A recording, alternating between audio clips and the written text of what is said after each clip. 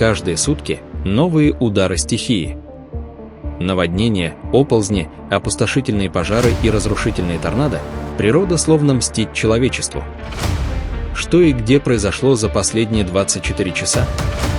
Смотрите прямо сейчас. Вы на канале «Горизонт событий».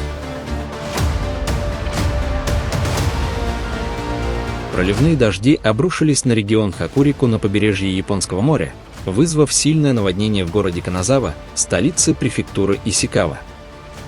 По данным японского метеорологического агентства, в Каназаве за 3 часа до 5 утра 7 августа выпало рекордное количество осадков – 148 мм, всего же за 24 часа выпало 304,5 мм, что превысило среднемесячную норму для региона. Наводнение затронуло жилые районы, магазины и машины. По меньшей мере 29 участков дорог в Каназаве оказались под водой. Движение скоростных поездов на линии Хокурику-Синкансен между станциями Каназава и Нагано было приостановлено на несколько часов, временные сбои затронули 1000 пассажиров. Сильные осадки также нарушили движение поездов на линии Западный Кусю-Синкансен. Местные власти Каназавы открыли эвакуационные центры для пострадавших. Японское метеорологическое агентство призывает население сохранять бдительность из-за риска оползней и дальнейших наводнений.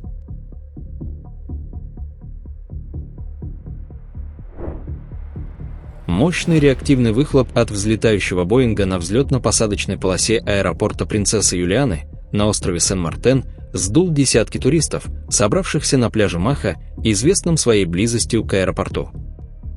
Пляж, расположенный в нескольких метрах от конца взлетно-посадочной полосы 10, привлекает туристов и любителей авиации, желающих ощутить силу реактивного потока от взлетающих самолетов.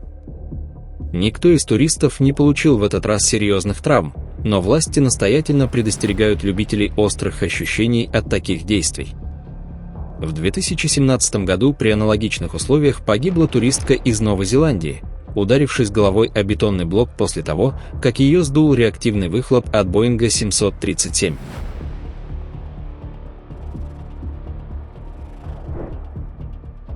Проливные дожди обрушились на Чжэнчжоу, административный центр китайской провинции Хэнань, вызвав масштабное наводнение.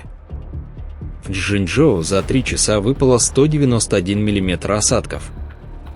Наводнение затронуло жилые дома, дороги и общественный транспорт, вызвав перебои в подаче электроэнергии и водоснабжения в некоторых районах города.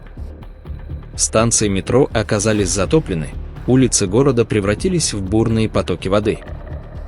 Движение поездов, включая высокоскоростные линии, временно приостановлено. Метеорологическое бюро Чжэнчжоу повысило уровень реагирования на чрезвычайную ситуацию до максимального 1-го уровня из-за беспрецедентного количества осадков. Власти Чжэнчжоу оперативно организовали эвакуацию жителей из низинных и наиболее пострадавших районов.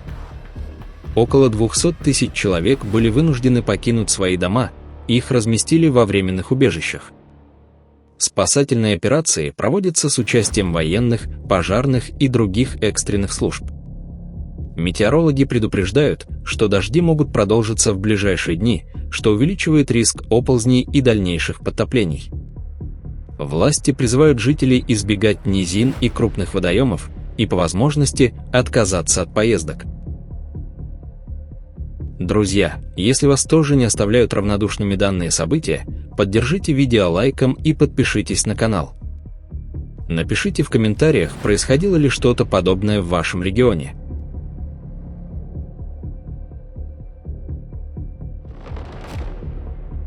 Чрезвычайное происшествие произошло в живописном районе Китая, где всегда полно отдыхающих.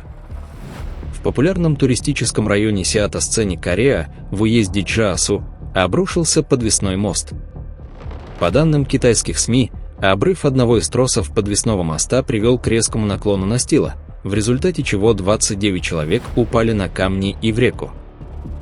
5 человек погибли, 22 получили легкие травмы, еще 2 находятся в тяжелом состоянии. Местные пастухи организовали спасательную операцию на лошадях до прибытия машин скорой помощи. Все пострадавшие были оперативно доставлены в местные больницы для оказания медицинской помощи. Сейчас Seattle Scenic Area закрыта для посетителей, власти проводят расследование причин трагедии. 2 человека погибли вчера после столкновения вертолета с баржей на реке Миссисипи недалеко от Олтона, в штате Иллинойс. Вертолет выполнял работы по обслуживанию линии электропередачи, задел провод и врезался в баржу на реке Миссисипи, загоревшись при ударе. Оба человека, находившихся на борту вертолета, погибли. На барже, перевозившей этиленгликоль, никто не пострадал. Несмотря на серьезную опасность, спасателям удалось локализовать и потушить пожар в течение часа. На место происшествия прибыли спасатели со всего Иллинойса и Миссури. Федеральное управление гражданской авиации и Национальный совет по безопасности на транспорте в настоящее время ведут расследование причин катастрофы.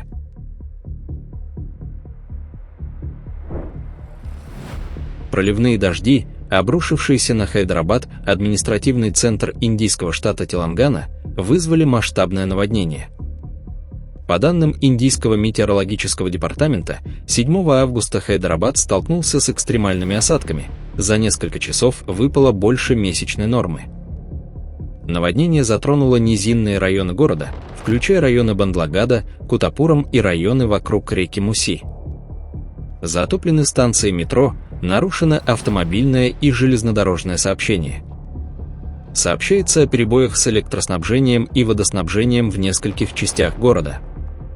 Правительство штата Телангана объявило чрезвычайную ситуацию, мобилизовав национальные силы реагирования на катастрофы и полицию штата для проведения спасательных операций. Тысячи человек эвакуированы из зон риска, для всех пострадавших развернуты временные убежища в школах и общественных центрах. Власти призывают жителей избегать ненужных поездок. Точные данные о жертвах и пострадавших пока отсутствуют.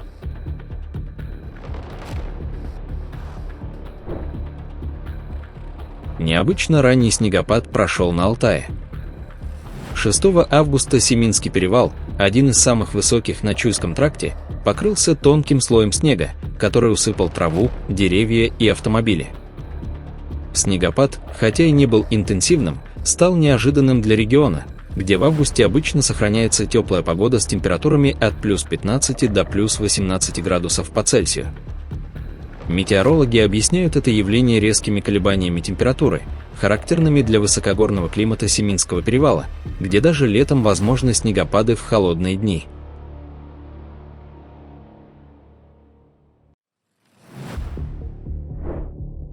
Извержение вулкана Ключевской продолжается.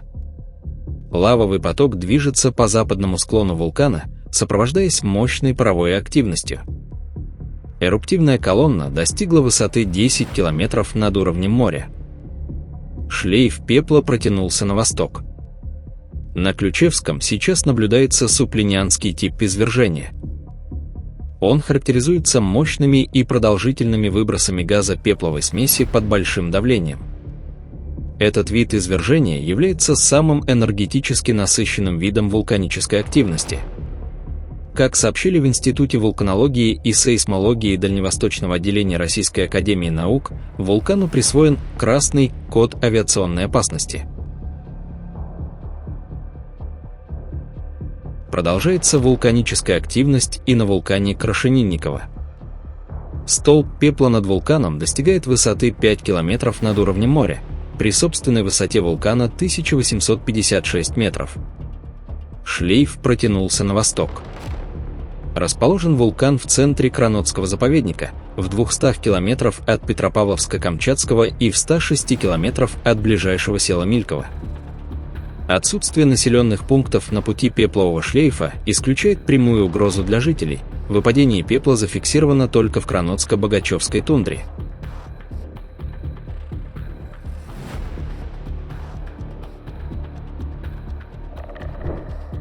Эпичный удар молнии в китайском городе Бэйхай. Во время Гроззея молния трижды поразила автомобиль на оживленной улице. Сообщается, что водители и пассажиры при этом не пострадали, отделавшись испугом.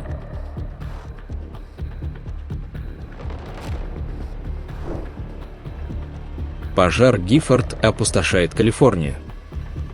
В округах Сан-Луис-Обиспо и Санта-Барбара огнем уничтожено уже 38 890 гектаров растительности, при этом пожар остается локализованным лишь на 15%. В целях безопасности было перекрыто шоссе 166 между шоссе 101 и Нью-Куямой. На данный момент огонь активен по обе стороны шоссе 166 с наиболее интенсивным распространением в южной стороне, в национальном лесу Лос-Падрес. Пожар несет угрозу 1515 строениям, в том числе 360 жилым домам, и уже уничтожил как минимум одну историческую хижину на частной территории. По данным властей, пострадали 7 человек, 3 гражданских и 4 пожарных, 2 из которых получили травмы при опрокидывании вездехода. Более 2988 пожарных борются с огнем, активно работает авиация, сбрасывая огнезащитные составы. С помощью бульдозеров создаются линии сдерживания. Восточный фланг пожара Гиффорд удалось стабилизировать благодаря сгоревшей зоне Мадры, но западный и юго-западные участки остаются активными.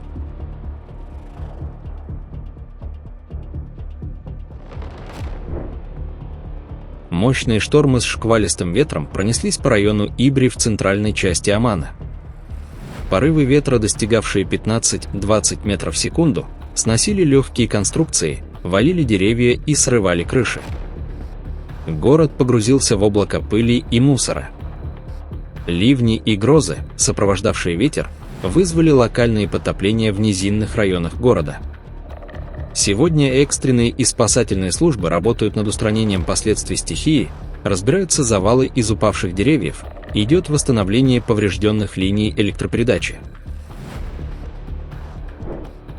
Мощные ливни обрушились на долину Урика в высоких Атласских горах близ Марракеша. Уровень воды в реке Урика поднялся до рекордных отметок, хлынувшие потоки воды затопили берберские деревни, дороги и туристические объекты. Наводнение повредило жилые дома, дороги и транспортные средства, а также нарушило доступ к туристическим объектам, таким как водопады Сети-Фадма, популярные среди посетителей. Власти направили в пострадавшие районы экстренные и спасательные команды для оказания помощи и оценки ущерба. На данный момент нет подтвержденных данных о жертвах или пострадавших. Тем не менее, власти предупреждают о возможных новых наводнениях из-за нестабильной погоды в регионе. Утром 6 августа в селе Даюань, района Баюнь, города Гуанчжоу, сошел оползень. Сель разрушил жилой дом, под завалами которого оказались 14 человек. Спасателям удалось извлечь 9 человек, из которых 2 погибли, а 7 получили травмы различной степени тяжести. 5 человек остаются пропавшими, их поиск продолжается. К спасательной операции привлечены около 150 спасателей и пожарных, а также более 600 специалистов и 700 единиц техники. Более 1000 человек были эвакуированы из зоны риска. Местные власти предупреждают о риске новых оползней из-за продолжающихся дождей и сильного увлажнения почвы.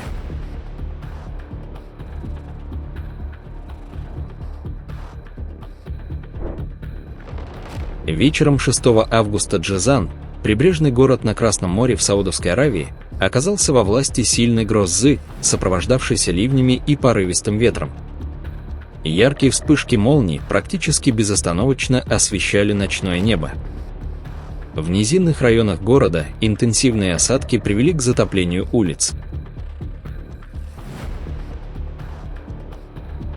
Мир продолжает меняться каждый день, и мы будем держать вас в курсе событий. Спасибо, что были с нами. Поддержите выпуск подпиской, и увидимся уже завтра.